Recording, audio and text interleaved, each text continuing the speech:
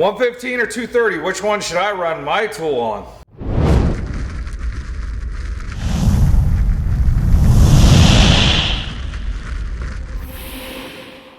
Welcome to World Woodshop. My name is Mr. Rodaway, and we're taking a break from building projects right now to do a little service over the summer on some of our machines.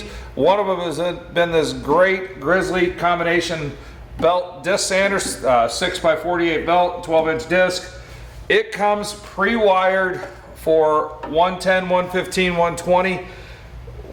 Why 3 different numbers? What if the tool says 115 and my outlet says 110? It's actually a little bit of voltage variation. 110, 115, and 120 are all within 10% of each other. There's some voltage variation, so that is okay. Same thing with 220, 230, and 240. So most commonly it'll say 115, 230, but it could say any combination of those 3 on each end. But as long as they're within 10% voltage variation, we're good. So, well, which one should you run, and why would you want to run the higher amperage, or excuse me, higher voltage?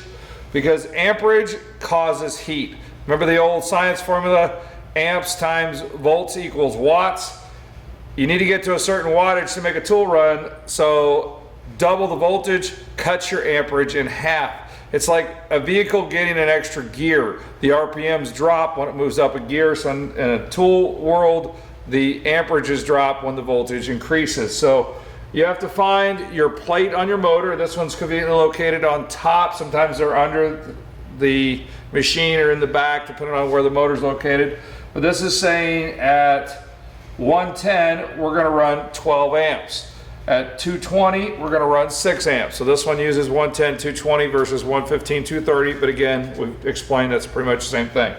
So this means this is probably a 14 gauge wire, which is rated for 15 amps. So maximum of 12, even a little bit of overworking, we're still okay. So we don't really need to do anything with this cord, because we're going to use a 15 max amp cord and change it to a 6 amp max machine, maybe 7 if it's overworked. So in the end, all we have to do is clip this plug and change that over. But first, remember I said in the end, you want to do that last. And obviously, just to be clear, you want to make sure your machine is unplugged when you're working on it. The first thing we need to do is get into the motor. There's a little transformer box. And this is the most awkward machine we've had. But this transformer is underneath the machine. But since there's no stand, or if you buy it with the stand, this is going to be a lot easier to do before you mount it. So let me get the machine flipped around and show you what we're working with. All right, it requires a 13 millimeter.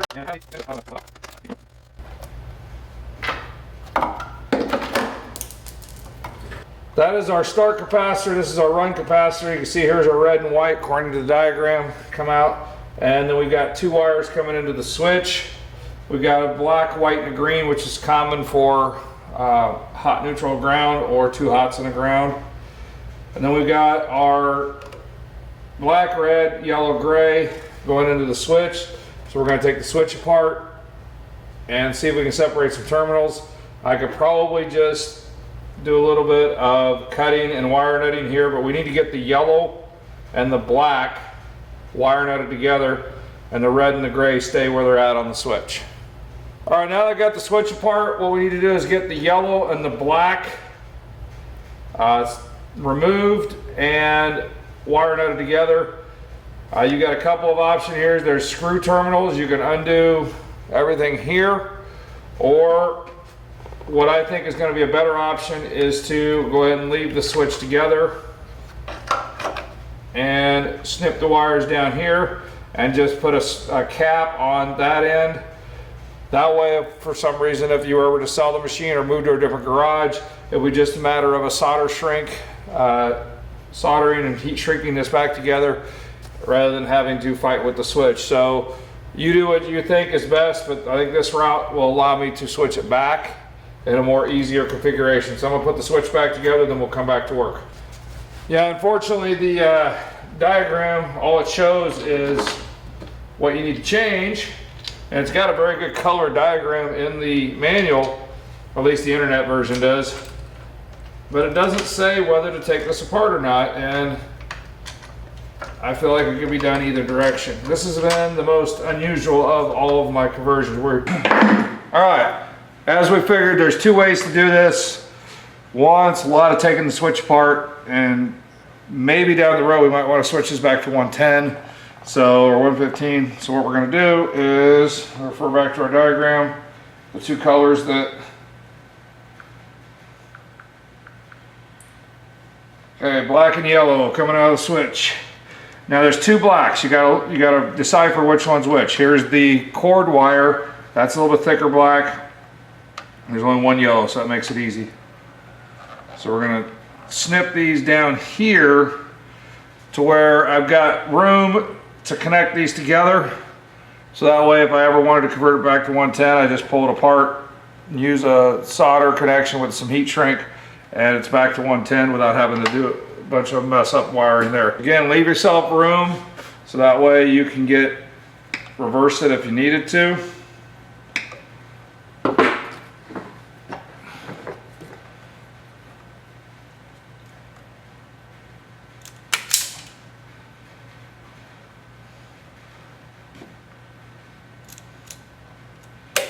If you've seen some of my other conversion videos, our Grizzly bandsaws, our jet bandsaws, and our Powermatic joiners, they've all had a red, a white, there's that, and then we've had our black and our yellow. So you notice we've got consistent wire coloring. So I'm going to twist those together by hand and put a wire nut on. An orange probably would have been the better size for this one. Yep, I'm going to have to get an orange. And then I'm going to go ahead and just leave the insulation on these and wire those up. Put a little tape on them in the end here.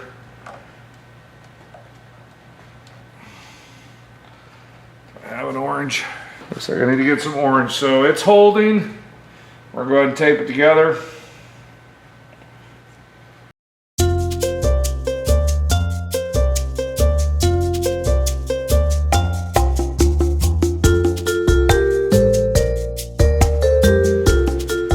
Back together here.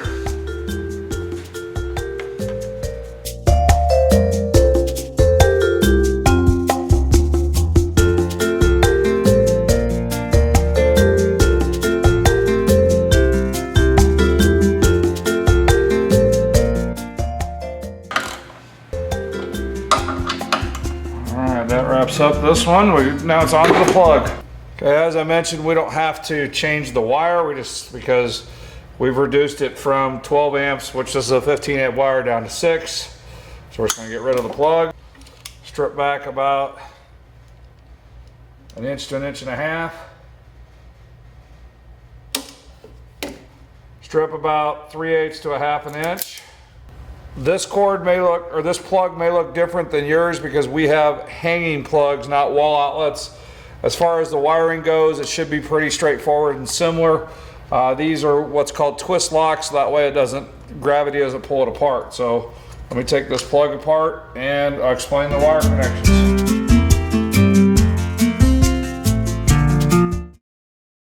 First thing to do, I've made this mistake a couple times just on the last machine.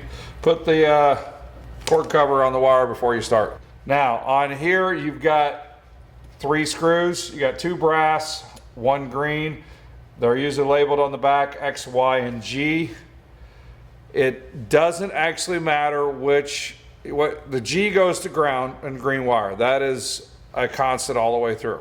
The X and the Y, it really doesn't matter which one is put to which, as long as your wall or your hanging plug is continuous or similar, the same.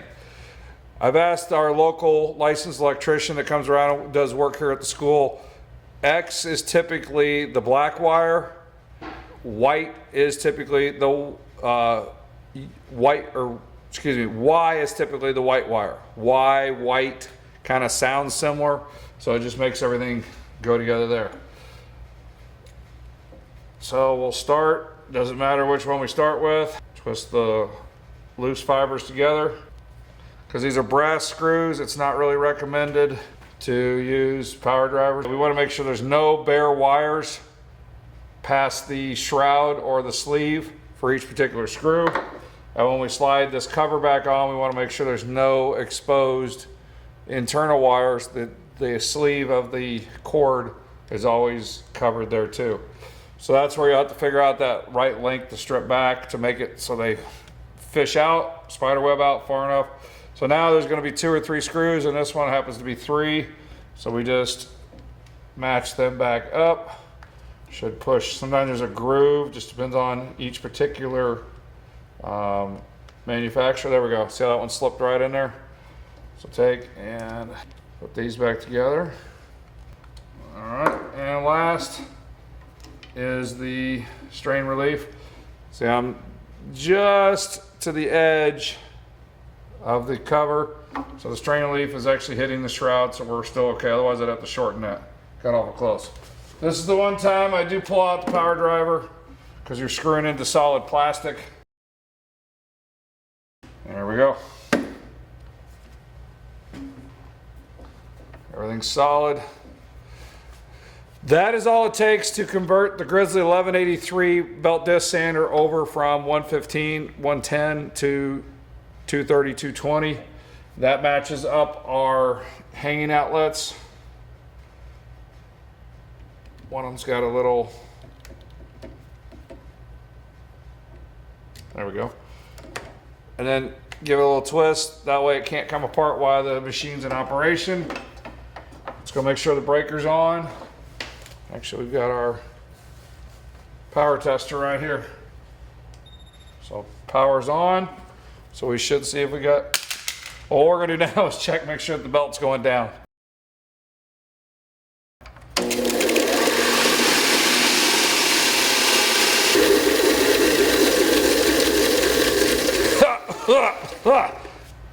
Yeah, our dust collector is not working, and they're coming in this week to actually install a new one. So I apologize for that embarrassing moment, but in future videos, this will actually be hooked up to a brand new dust collector, and that won't happen. But again, that's what it takes to convert a Grizzly 1183 over to a 220, 230 circuit.